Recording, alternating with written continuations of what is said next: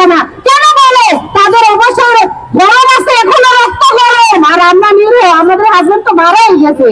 আসলে আমরা শহীদ ফ্যামিলি এমন একটা পর্যায়ে রাস্তায় নেমেছি যে আমাদের কারো কাছে কোনো মূল্য নাই। যারা আমরা একটা মানে যে মানুষ বলে না যে মানে কিছু শেষ হয়ে গেলে আসলে তাদের অচল হয়ে যায়, অচল। যেমন আমি বুড়ো হয়ে গেলে কোনো কিছু হয় না, আসলে আমাদেরকে এভাবেই মনে করতেছে। তা আমরা একটা কথা বলি, আমরা রাজনীতি তো বুঝি না, আমরা চাই এই সাংবাদিক ভাইদের প্রশ্নে যারা আমি ডক্টর ইউনূসের সাথে আমরা একটু কথা বলতে পারি, সেই ইয়েতে আমরা আজকে এখানে আসছি।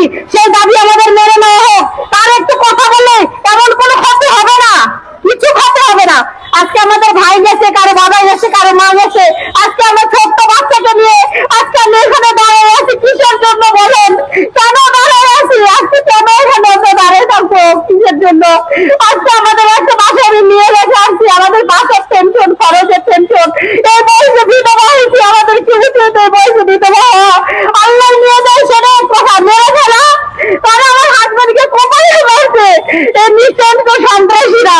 এই খুনি হাসিনার বিচার চাই, আসলে কি জানেন? আমরা সেখানে আমরা সেই ফ্যামিলিকে ক্ষমা করবো না, কেননা সে আমাদেরকে মেরে ফেলছে। একটা ফ্যামিলিকেই মেরে ফেলছে, একটা ফ্যামিলিকে। তার যদি স্বামী চলে যায় তার কোনো দাম আছে? বলেন, দাম আছে? দাম নেই। একটা মেয়ে তার স্বামী সম্ভব শ্বশুর বাড়িতে, শ্বশুর বাড়িতে যদি গাছ না থাকে ফল থেকে ধরবে বলেন? ঠিক আছে, আজকে আমাদের কাছে একটাই কথা, খুবই হাসিনার বিচার চাই।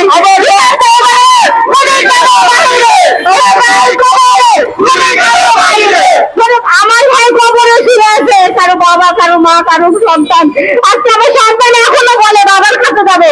আপনারা উত্তর দেন, কেন বলতেছে কিছু করতে তার বাবার কাছে নিয়ে যাবে বলে? আজকে আমার একটা রিকোয়েস্ট, আপনারা সবাই আমাদের পাশে দাঁড়ান। আপনারা গাড়ি ঘোড়া কেউ বসে থাকেন না, আমাদের পাশে এসে দাঁড়ান। আমার হাজবেন্ডরাও তো আপনাদের পাশে দাঁড়াচ্ছিল একসময়, কিন্তু আজকে কেন আপনারা পাশে দাঁড়াচ্ছেন না? কেন? আপনারা কি স্বার্থপর? আসলে তারা আপনারা স্বার্থপর, আমাদেরকে চিনেন না। আসলে বাংলাদেশের মানুষ এমনই হয় যে যার বুঝে স্বার্থ বুঝে, আমরা স্বার্থপর আসলে। আজকে আমার স্বামীকে হারাই আমি বুঝতে পারছি আসলে স্বামী হারানো বেদনা কত যন্ত্রণা। ঠিক আছে।